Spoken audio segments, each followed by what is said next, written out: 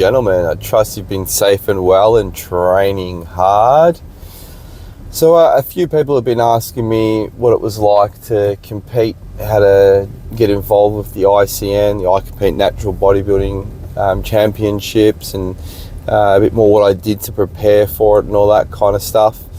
Look, I think it depends. There's a few things in that in itself, because what I did to prepare, as many of you know who have been following me for a long time, and those who've just jumped on board, I've been training for a very, very long time for mental health reasons, just to zone out. It's what I enjoy doing. So that part of it, the training side of it, was kind of already done. Well, I wasn't done. I wasn't perfect because of the past marathon running and things like that, which is something I knew. Like, I went and saw a coach prior to joining up and competing to get an assessment of what I look like, and I needed to learn how to pose and things like that, because there's a lot of information online, but unless you're talking to someone who's in the sector and you get some valuable feedback from a coach, you don't know what's going to happen on the day. I had a lot of learnings from competing, and that's why I entered both the state and the national. Well, the state anyway. I initially was only going to compete in the state championship, and what that was just to get a feel of it. So I'd already been training, so the training stuff's all right. Going to the coach, identified some areas that I needed to develop in. Like, I always knew my legs needed more work, which is something I was building. I've done a lot of work to my legs since, and it's really it really showed when I was on stage. Like, everyone said, "Oh, you need to grow bigger legs." My legs were a lot worse months ago, like last year, a lot worse. So I've been focusing on really getting that size in. So I think this next year of training legs is going to really blow them out and bring them in line. The other aspect I didn't really know too much about were the rear delts. And that comes down to training, and that's the importance of getting a coach and going to see. And I should have gone probably and seen someone a lot sooner than what I did. But again, like I was saying, I jumped into the state championship. I actually wasn't thinking I would make a place. I didn't think I'd actually go very far. The whole purpose of me jumping into that was to get the experience. So, I met a lot of people who say that they want to build muscle first, they want to do the coaching first. And yes, look, the learnings I got was that you need to see a coach to go through the posing training and all that jazz, right? That's really important, and that's something I'll be doing this year. So I'll be putting that in my blogs in the future. I've got a few people lined up that I'm going to be speaking to. I'm trying to think if I should just stick to the one coach, or maybe give a bit more of an experience to all you guys that watch this, and use it as a method to interview some of the coaches as well and run through a lot of things. Look, a lot of the coaches are very, very experienced, especially the ones that you'll find aligned with the I Compete Natural Championships. A lot of them have competed. A lot of them are first place winners, taking out multiple championships and titles. And they've still maintained that training lifestyle, and they live and breathe this industry and this sector. I think it's really important to do that, to see a coach. But again, going back on what I was trying to achieve in going to the States, is that I wanted to get used to that feel, because being a bit older, I've run in marathons, I've competed in other sort of sports and things like that. I was part of my Vic Uni sports team, and I know that half the challenge when you're doing anything in sport, you can do all the training that you want in the preparation, but it's the experience of being on stage or in the limelight that really has a big impact on how you perform on the day. Now, given that I already knew that my legs weren't up to scratch fully, I didn't think I was going to make a place. Like, I honestly did not think I'd finish as well as I did. There were errors in my initial state championship, which is what made me, someone's calling out, which is what made me go into and that's funny because now that I've done a championship, that's someone that just went Valone, they just shouted out like people do recognize you and things like that. So that's it's a bit surreal. That is surreal. Like I had someone come up to me in the gym the other day where I've been training for years, and can I get a photo with you? And I'm like, with me? Why with me? Like I'm just training. Like I'm not nothing special. They're like, oh, you came 5th, you know? And I'm like, yeah, it's like last, you know, it's not first. And they're like, no, mate, that's still awesome. And it is. It's pretty good knowing that, you know, you've placed 5th in state and 5th in nationals is pretty exciting. But back to what I was saying, the reason why I did it, and knowing from past experience from other things I used to compete in, is that being on stage is a whole different ball game. You can go and do all the exercising, training, you have the best physique, do all the best training, best coaching, but the moment you get on stage, you've got like 200-300 people watching you, and you've got judges judging you. So the anxiety, the fear, like that's hard. That puts a lot of pressure on performance. And I knew that. So that's why I'm like, look, I'm not 100% where I want to be, which is why I jumped into the men's physique category. So you'll see in the first one, I did try and hide my legs and went men's physique, where you do wear shorts. So it's more about the upper body rather than your lower body. Unfortunately, in that category, look, I was too big. If you see the video from it, which I've put a few snippets up from that first state championship, I was far too big, far too developed upper body for the men's physique category. And there was no way, like, look, it was a bit unfair on the other guys. Like, and I didn't know it was going to be like that.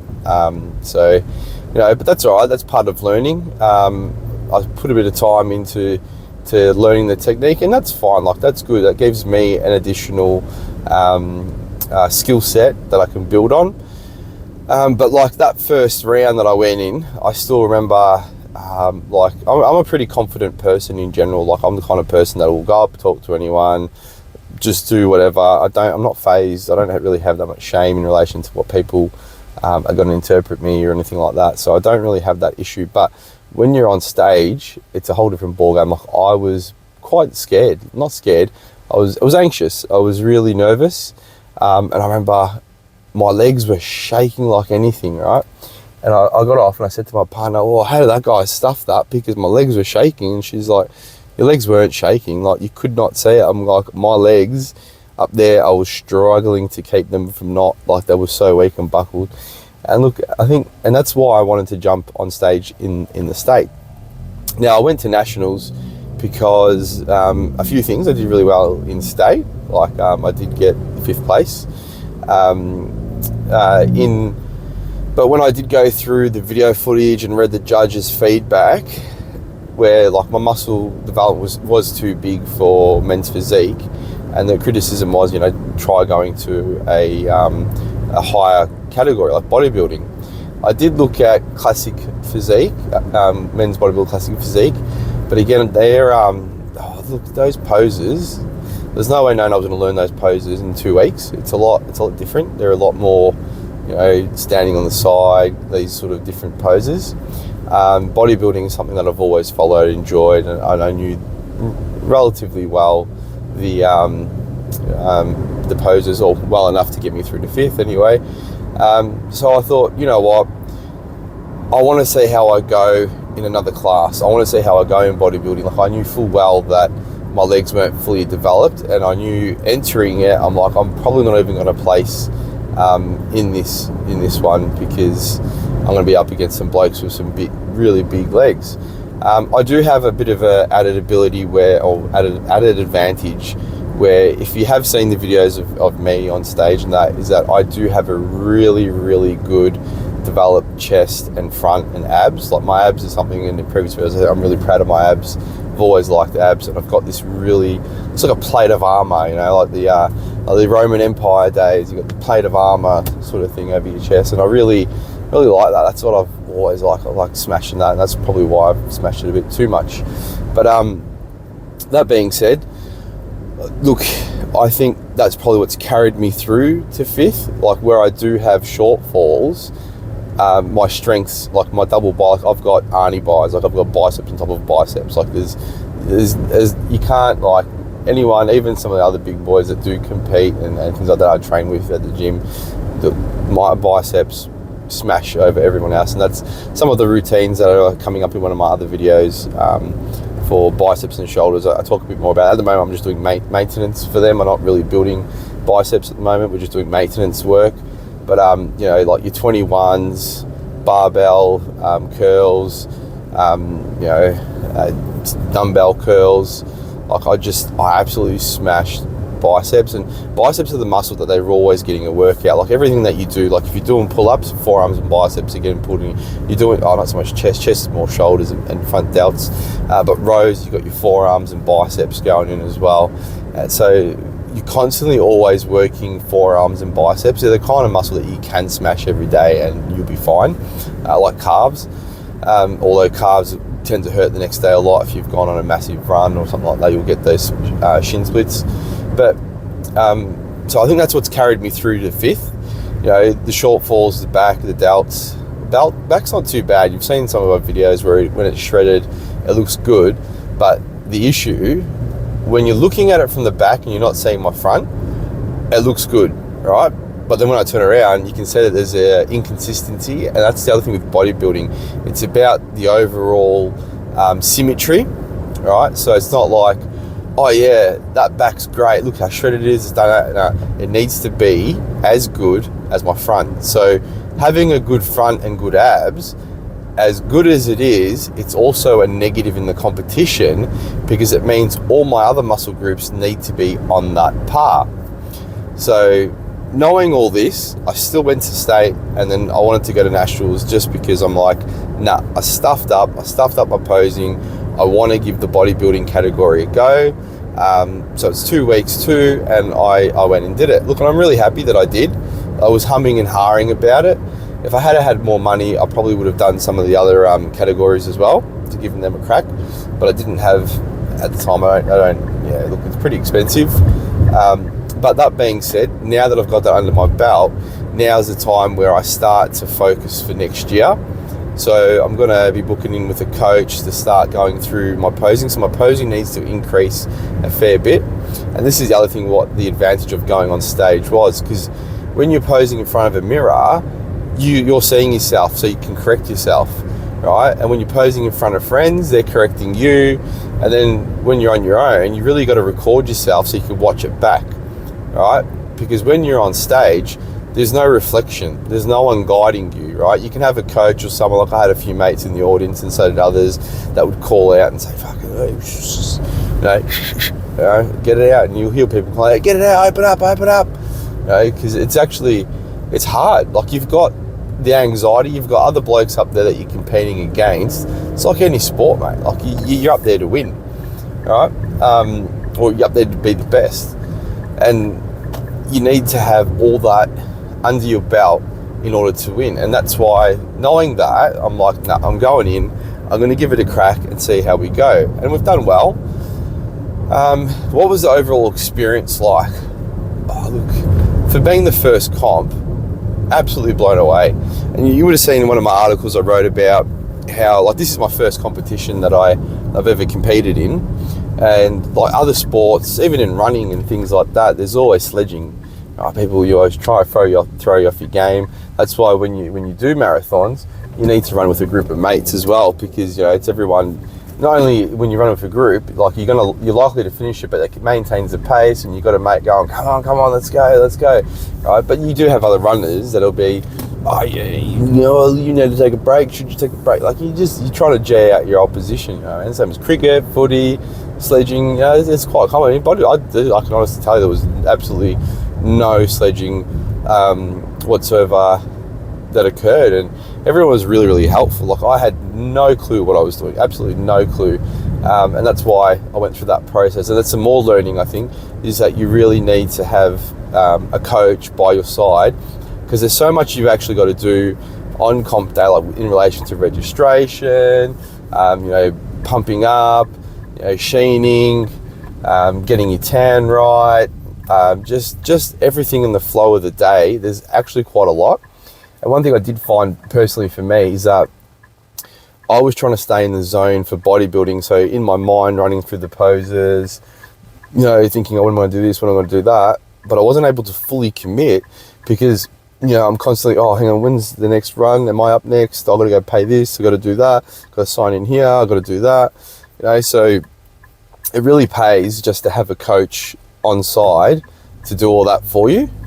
You know what I mean? So you'll have a coach that will take care of all that, and it just keeps you in the zone. Just like any other sport, like if you're playing footy, you don't want to be running around dealing with everyone else. You're there to play the game. You need to bring your A game and focus.